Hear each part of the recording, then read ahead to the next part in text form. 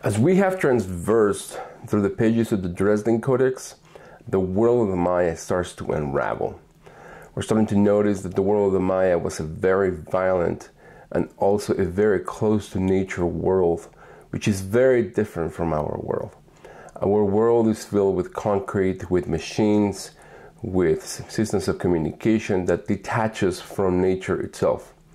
The Maya were very much in close proximity and connection with nature.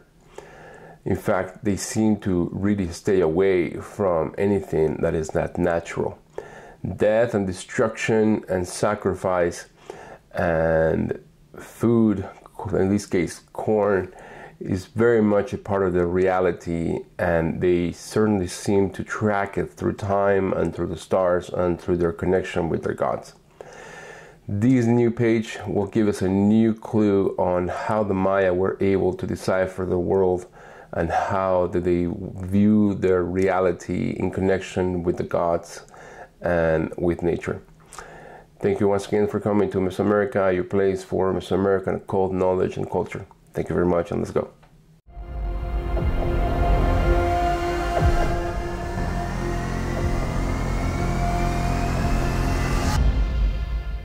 In this first section of the 5th page of the Dresden Codex, we see God Q with a cord in his hand and with a stripe along his face.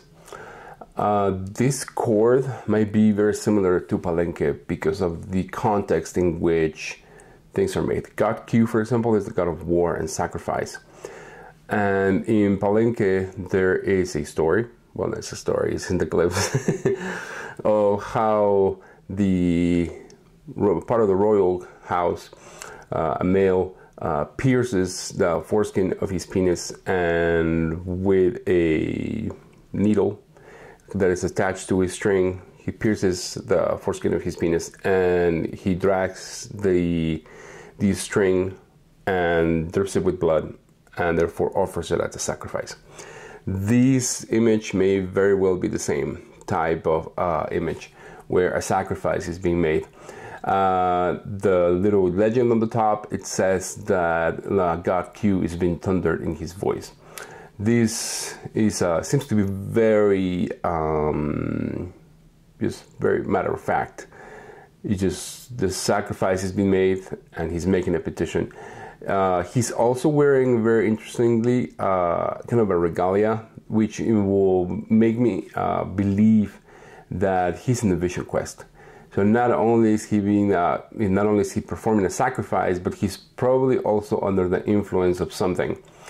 And as a result, he's in the vision quest, making a petition to the gods on that particular realm. And to his right, we see the god C, who has these little flame things going on. That will indicate to me that this is the god in the other realm, because it seems like there's a sacrifice we made to the fire, and he has the fire going on. He's holding something. So it seems like he's holding the sacrifice, that he's taking the sacrifice. God C is the god of divinity and sacrilege.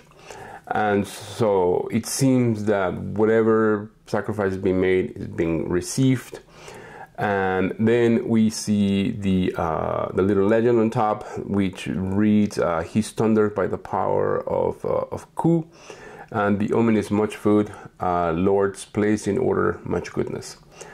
Which means that there will be good food, and the people in power are in place to hand out the food and to regulate the food and to protect the food from foreign invaders.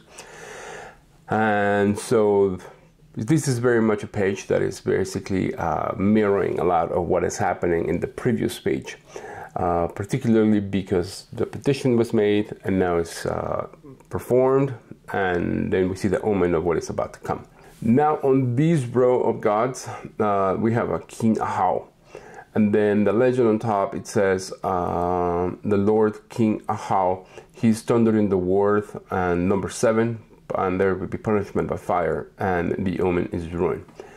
Now, this may seem to contradict the previous one, but it doesn't. One pattern that seems to be developing here in the Dresden Codex is that there's fortuitous omens, and then there's either sacrifice or there is destruction.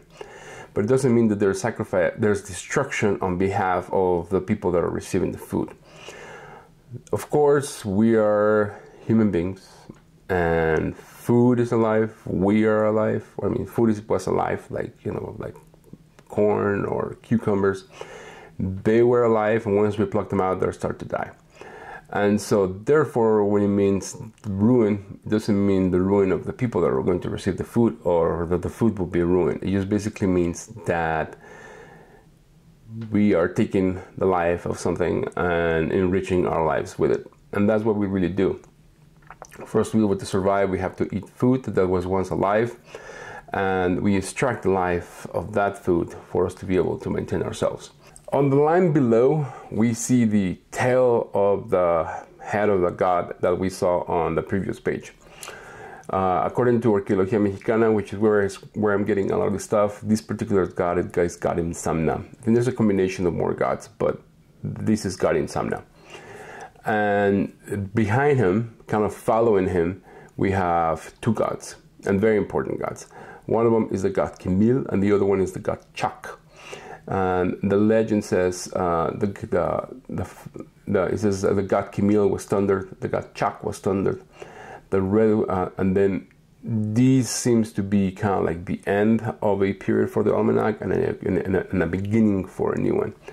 And there's the word chi, which comes into play right here. The word chi is an active verb for a word. That means that it's going to come into action. Basically, this is very Chechen Itza. If we were to equate this God Itzamna with the crawling snake of the pyramid of Chichen Itza,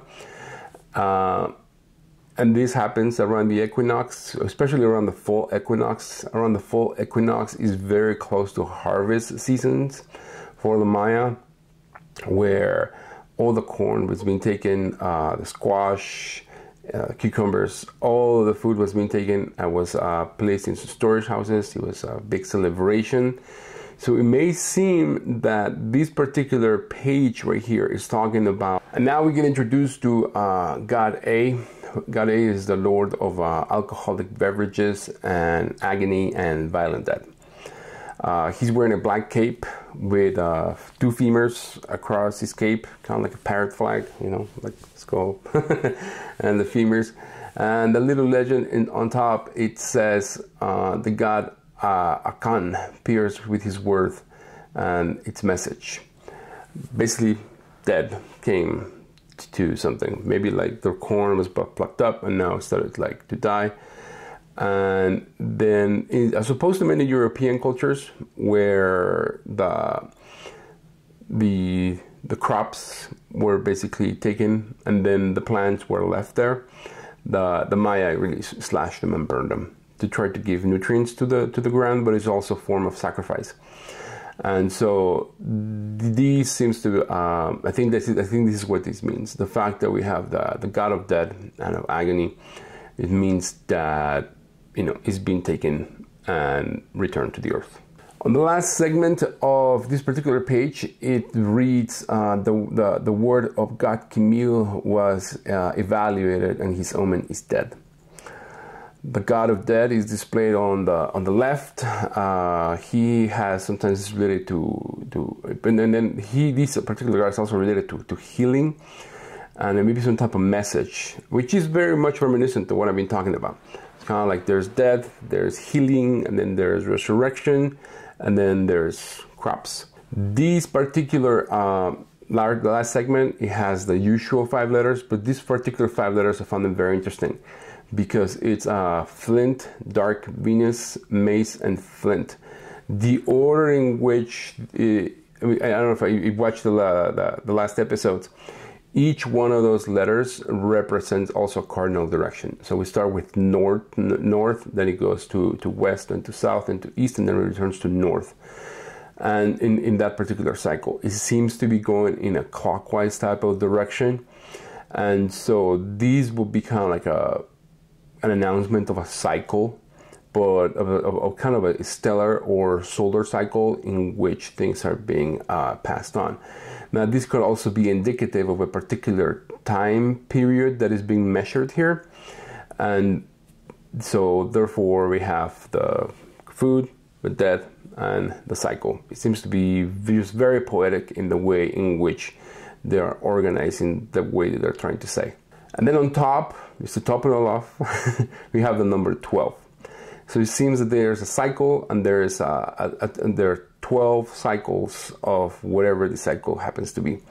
As to whether this happens to be 12 days, 12 months, or 12 weeks, or wherever it is, something this seems to be a type of cycle, and they're not using the glyph as a flint or as a Venus or as a mace, but they seem to be using it as a number or as a cardinal direction, and then the number seems to denote the amount of periods or cycles that are going to happen. Now, the legend on top, it says, the food of Itzamna Kojach of the seeds predicts much food. On his right, there's also death, which is with the green background. This may denote that it's coming from the west. And the legend says the food of Kimil, mortality is its omen. A lot of these passages are just so beautiful and rich with the context of how food is being provided and how life just cycles and it gives towards men, and what did the Maya do for them to be able to be just worthy of these particular things. Now, since this is an almanac, this is probably very much in tune with what was the modus operandi, what happened basically every year. It's just part of their lives, and this is the way they perceive their reality. And I don't think that this much deviated from other cultures, like the Aztecs, for example. The Aztecs also saw very much reality in the same way, in the way they spoke to the Spanish, and how the Spanish chronicles make these particular just descriptions to the Spanish, how death brings new birth, and so forth.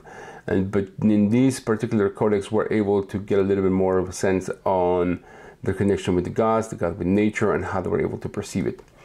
Anyway, thank you so much for your attention. If you would like and subscribe, that would be great. I'm going to continue this. I am going to make some live videos after this one.